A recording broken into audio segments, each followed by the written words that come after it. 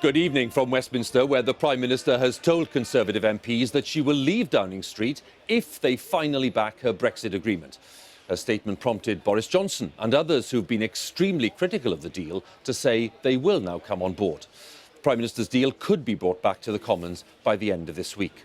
But tonight, Mrs May's parliamentary partners, the Democratic Unionists of Northern Ireland, said that they still could not support the deal. And during the evening, the House of Commons has been exploring its own preferred options on Brexit, but has failed to find a majority on any of them. First tonight, our political editor, Laura Kuensberg, reports on Mrs May's offer. 5 o'clock. Hardly a Tory MP to be seen on the green benches, waiting for their leader, not knowing if she was ready to say she'd leave the black door for a final time. Hundreds of her MPs crammed into a room upstairs. It was hot and steamy in there. There was quite a lot of emotion. There was no whooping and hollering, and no one takes any great pleasure in what's happened. She made a really sad, but highly charged, emotional speech. So packed, cabinet ministers couldn't even get inside. I just managed to squeeze into a very crowded committee room and get in and saw her make an announcement. It was actually a very moving statement, and she was, very clearly making the case that, look, if this is what it takes to get the deal over the line, which she believes, rightly in my view, that is in the national interest, then I will go once Brexit is done. It's a sacrifice Number 10 hopes that has a purpose: to reverse the fierce Brexiteer opposition to the compromise Theresa May worked out with the European Union, so they can have another vote, another try to get it through in the next 48 hours. We can guarantee delivering on Brexit if this week he and others in this House support the deal. The Prime Minister is failing to deliver Brexit because she can't build a consensus, is unable to compromise and unable to reunite the country. She is unable to resolve the central issues facing Britain today, and she is frankly unable to govern. Forget Prime Minister's questions, though. Patience is amazing. The question tonight is how many Tory opponents of the deal can Theresa May's promise shift? You wish you'd changed your mind sooner, Mr Eastmark? No? Some big-name Brexiteers were already on the move. I preferred leaving without a deal, but once that had gone, as I say, I was willing to back Mrs May's deal, and she has now said that once the deal has gone through, if it does go through, then she will stand down, which I think shows her inability.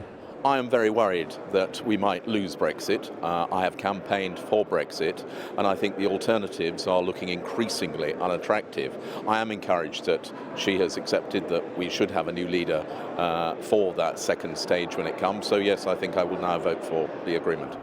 But there's a hard core, enough perhaps to block her still. She is not. I think we universally agree the best Prime Minister we've had and not the right person for stage 2. The reason I'm not happy is that the deal, even part 1, which she's absolutely adamant that gets signed before she goes, takes us back into Europe, not out of Europe. What price for DUP support? And it's almost impossible to imagine this deal getting over the line without the Prime Minister's allies she invited into Number 10 back in the summer of 2017. The Northern Irish Unionists are meant to keep the government afloat. Not budging, not this time. The backstop in that withdrawal agreement makes it impossible for us to sign up to the withdrawal agreement. And you know what? I regret that, because we wanted to get a deal that worked for the whole of the United Kingdom, a deal that worked for Northern Ireland. But now we're in a situation where we cannot sign up to the withdrawal agreement, and it's all because the Prime Minister decided to go for that backstop. The Prime Minister told her MPs tonight, just up there, she's ready to pay the highest price, to give up office early in a grand bargain for support to pass her Brexit deal. But without support from her Northern Irish allies, it may prove to be another failure. The dilemma may be answered not by Theresa May, but by Parliament itself. Parliament's warming up to make the decisions. Tonight, voting itself on an alphabet of different versions of Brexit, whether for a closer relationship with the EU than the Prime Minister plans, or even to leave without a deal. But even having said she'd quit, the Prime Minister walked in to hear no to option after option. So the noes have it. No majority for anything at all. Whether it is, in the end, the Prime Minister's deal or a variation cooked up by MPs, Brexit has steeped bitterness in yet another generation of Conservative MPs. I think it's very strange for people who have the most heartfelt objections to this deal on all areas of principle, but someone says they'll fall on their sword and, oh, that's okay then. Do you think it might be about the future leadership of your party? Imagine. Well, I tell you what, it might be for some of them, but those people who've played the games they've been playing won't be getting my support, and I'll be doing everything I can to make sure that those who have put their leadership ambitions ahead of the interests of the country are the people who do least well when any ballot comes. The Prime Minister may hope our bargain could bring new order, but we can't know that yet. What's certain is Theresa May has become another Tory leader whose time in office was pulled apart by anguish over Europe. Well, lots of significant developments to talk about today. We'll talk to our Europe editor, Katja Adler, in Brussels in a moment. But first, let's have more from Laura, who's with me at Westminster. Let's talk about the Prime Minister's gesture, offer, whatever you want to call it. Is that going to do the trick in terms of her deal? Not as things stand, Hugh, particularly because the DUP, her Northern Irish allies, who she signed up with all those months ago in the wake of the general election, are not yet ready to come on board. They've been crystal clear about that. Now, never say never. It's not impossible that in the next 48 hours or in the coming weeks or even in the coming months, in the end, they might come round to a version of Theresa May's deal. But as things stand, it seems that this big gesture, the biggest weapon in any Prime Minister's armoury, seems to have fired a dud. That said, things have been so fluid here tonight, so fluid today, and so fluid really for a number of days. I wouldn't rule out anything happening that we at the moment can't predict.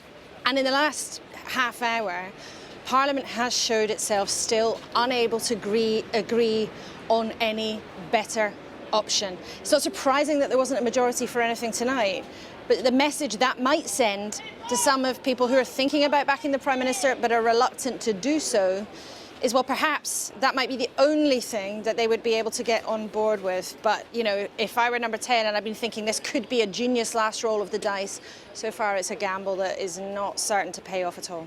We'll talk about the parliamentary votes just in a short while, Laura. Thanks very much. I want to go to Brussels and bring in Katja. Katja, what's the perspective there in Brussels on not just on Mrs May's gesture or offer, but also on the parliamentary votes that have just been announced in the past hour or so?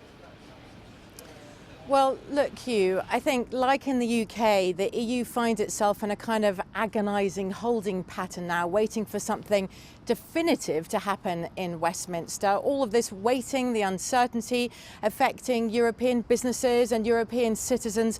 The EU finds all of this really frustrating. And what I found was there was a real contrast in moods tonight between the EU and the UK. You know, in Westminster, there was a certain buzz, a dynamism, MPs trying to do their bit to affect the direction of Brexit, whereas here in Brussels, throughout the evening, the mood has been really dark. EU leaders still look at the divisions in Parliament and in government, and they fear the creeping inevitability of a no-deal Brexit. Now, of course, they'd be thrilled if that wasn't the case, but it would also be wrong to listen to the European Council President Donald Tusk earlier today. He spoke in support of those in the UK who want to cancel Brexit or to have another vote, and to say that EU leaders still really are hoping for the UK to change its mind. The fact is that it's nearly been 3 years now since the EU referendum.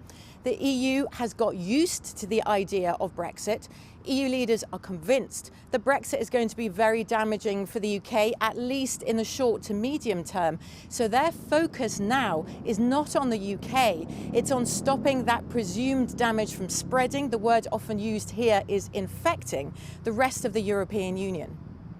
Katja, many thanks again. Katja Adler there for us in Brussels, and we'll be joined again by Laura in a short while. Well, as Laura was saying, Mrs May clearly hoping that her promise to leave office before the next stage of the Brexit negotiations will be enough to tempt a sufficient number of MPs to back her withdrawal agreement. But what is the detail of that plan, which has already been decisively rejected by MPs on 2 occasions, and how certain is it indeed that she will get that necessary support? This report from our Deputy Political Editor, John Pienaar, does contain some flashing images. Hacking down leaders over Europe has become a habit for the Conservatives, but that's no consolation to Theresa May. Her remaining wish to be the PM who delivers Brexit, and there's no guarantee of even that. The ayes to the right, 202.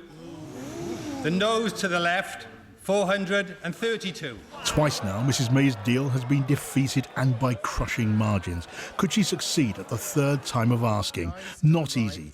Not even she claims to be an enthusiast for what became the product of many compromises. For Mrs May, it's still a hard sell. She claims ending free movement eventually as a big gain and the prospect of future trade deals. But Britain's divorce settlement is sitting at £39 billion, though with no guarantees on the detail of the future relationship. There'd be a Brexit transition till the end of 2020 and longer if both sides agree.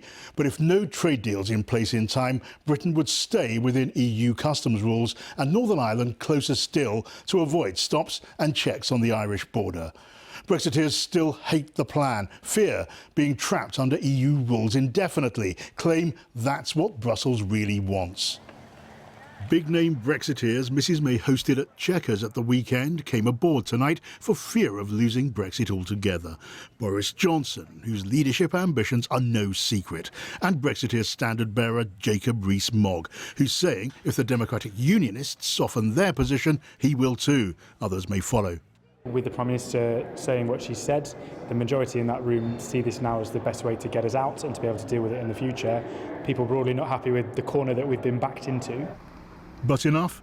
The DUP so far seem to be holding firm. The government needs to win over some Labour MPs, and they haven't persuaded many, nor enough Tory Brexiteers. And there's another potential obstacle. The Speaker, John BERCOW, won't even let Mrs May make a third attempt to win a vote if he's not satisfied something new's on offer. In order that there should be no misunderstanding, I wish to make clear that I do expect the government to meet the test of change. Mrs May's been on borrowed time for months. Tonight she promised to settle up and go, to allow someone else to try to shape Britain's post-Brexit future, if only she can deliver Brexit, hand on a political legacy. She may have to leave without even that. John Pienaar, BBC News. Well, we talked earlier about the crucial importance to Theresa May of her parliamentary partners, the Democratic Unionist Party in Northern Ireland. Let's talk to our correspondent, Emma VARDY, who's in Belfast. And still no secret at all, really, Emma, about the main factor, which is for the DUP, the reason for their objection. Well, look, the DUP, of course, are very well known here in Northern Ireland for holding a very tough line in negotiations. So no surprise here, at least, that they're continuing to do that when it comes to Theresa May's deal on the big stage. Now, her promise to go doesn't change the landscape here from the DUP's perspective, because their immediate problem remains the fear that the Irish backstop could leave Northern Ireland stuck in a situation where it's treated differently from its main market, the rest of the UK. It is all about the Union for the DUP. Now, tonight the party has said that it will not back Theresa May's deal in its current form if it is brought back for a third time. But don't forget, of course, apart from DUP supporters, there are still many voters here, many businesses who do wish that they would get on board with it. Now, the party has left the door open to being brought on side, no matter how difficult that may seem. But even at this late stage, the party still doesn't want to be seen to be backing the deal at the last moment, playing its hand too soon if it's going to fail anyway. Emma, many thanks. Emma VARDY there in Belfast. From Belfast to Edinburgh, let's talk to our Scotland editor, Sarah Smith, on the Scottish Parliament making its view very clear today, Sarah. Yes, the Holyrood Parliament voted overwhelmingly to cancel Brexit today by a two-thirds majority. Now, that's not a vote that has any legal force, but it is important because it shows you where the argument is going in Scotland, what the politics of Brexit are here. It allows the SNP to build their argument that Westminster is ignoring the voice of the Scottish Parliament and of the Scottish electorate, who, remember, voted 62% in favour of remaining in the European Union, and they hope that that argument will garner support for Scottish independence. Tonight, Nicola Sturgeon said that the chaos in Westminster just reinforces the case for Scotland taking its future in into its own hands. So the SNP aren't being entirely cynical about this. I mean, they genuinely do believe that Brexit would be very damaging for Scotland, but they also do want another referendum on Scottish independence eventually. And as we move towards them announcing their plans for that, expect to hear these arguments about Scotland's voice being ignored in Westminster get louder and louder, because they hope that that's one way that they can persuade more people Scotland should be independent. Sarah, thanks again. Sarah Smith, with the latest there for us at the Scottish Parliament in Edinburgh. So, with the current voting process in the House of Commons on that new Brexit approach, if they can find it, what are the likely timings? There's now the possibility that the Prime Minister could try to hold a third vote on her controversial deal, probably by this Friday. That's the plan anyway. If she fails, Parliament could come back on Monday to debate other options, though tonight, let's just say this again, no single option drew majority support in the House of Commons. And if the Prime Minister can't get the deal through, the UK will have to propose a way forward by the 12th of April for EU leaders to consider. If the deal does get support, Britain would then leave the European Union on May the 22nd. And that then could lead, after Mrs May's statement today, to a Conservative leadership contest, probably in late May, with the possibility of the UK having a new Prime Minister by the early summer. So with all of that to think about, Laura's with me once again. Let's deal with the votes tonight, Laura. Were you expecting any of these options to get majority support at this point? No, because what we've seen is in the last few weeks, different rival tribes of MPs try to build alliances, try to build collaboration, often cross parties, to try to come up with an idea. But they've really almost been at first base. They've been at the stage of saying, OK, what might plan B essentially be if the Prime Minister's deal failed? So it's not surprising that they couldn't come to any really strong conclusion, and it's not surprising that anything got a majority, but it's not meaningless. And there are two particular plans that did almost make it, or weren't a million miles off. One for a customs union, which had some government ministers voting for it, a closer trading relationship with the European Union than the Prime Minister has been arguing for, and she's always ruled that out. But also the idea of another referendum, whatever happens. So one of the plans put forward was to say, whatever this place decides in the end, whatever number 10 puts forward in the end, you and me and all of our viewers should have another say. That didn't make it over the line, but like the customs union option, it wasn't far off. Both of those plans, though, are politically, maybe not impossible, but extremely tricky for this government to put through, because it's a complete contradiction from what was in their party manifesto. And given what's happened today, given Mrs May's statement to MPs, how likely is it, do you think, that by the summer there'll be a new Prime Minister, a new Conservative leader? I think it's quite likely. I mean, Theresa May said she'll go if MPs back her deal. The question of what happens if they don't, well, there's a sketchier answer from that on number 10. If we end up with a longer delay with the European Union, if we end up with some kind of convoluted process that's led by Parliament, nothing is impossible. It is, of course, quite likely, even if her plan goes pop, she'll try to stay on. But for any Prime Minister to say to their party, to more than 300 MPs in a hot, cramped room in there, I'll quit, you can't take that back. Well, here at Westminster, let's have more then on the main story. The offer from Theresa May to stand down as Prime Minister if her Brexit deal is passed by MPs. She came to office promising to deliver an orderly Brexit, but joins a long list of Conservative Prime Ministers who've had their premierships dominated and in some cases ended by party divisions on Europe, as our correspondent James Landale tells us now. There was a time when the Conservatives were pro-European. Ted Heath took Britain into the European community. And at first, even she was keen. But later, Margaret Thatcher feared the institutions in Brussels were becoming increasingly dominant and started to resist their demands. He wanted the European Parliament to be the democratic body of the community. He wanted the Commission to be the executive, and he wanted the Council of Ministers to be the Senate. No, no, no. In the end, her opposition to monetary union prompted a challenge by pro-European ministers, and she was out, to the lasting fury of Eurosceptic Tories. They turned their anger on her successor, John Major, for backing the Maastricht Treaty that deepened European integration. I will not in any way resile from the objections that I have to this treaty. It was a resistance that led to months of parliamentary battles and wiped the smile from his face. In opposition, the Conservative Party chose increasingly Eurosceptic leaders, shedding its cautious pragmatism for a more ideological hostility to Brussels. What had once been fringe was now mainstream. When David Cameron was elected leader, he tried to end his party's obsession with Europe. But fearing the rise of UKIP, even he succumbed. It will be an in-out referendum. He hoped a vote to stay in would lance the boil, but instead the country voted to leave, and he too was out. The European question has eaten yet another British Prime Minister. It triggered Mrs Thatcher's fall in November 1990. John Major never recovered his premiership, although he was there for years after Black Wednesday in September 1992. And it ate David Cameron in one gulp in a few hours after the referendum result. Theresa May entered Downing Street in 2016 determined to deliver Brexit and other domestic reforms. But in the end, her premiership too has been consumed by Europe, may well be ended by it. James Landell, BBC News.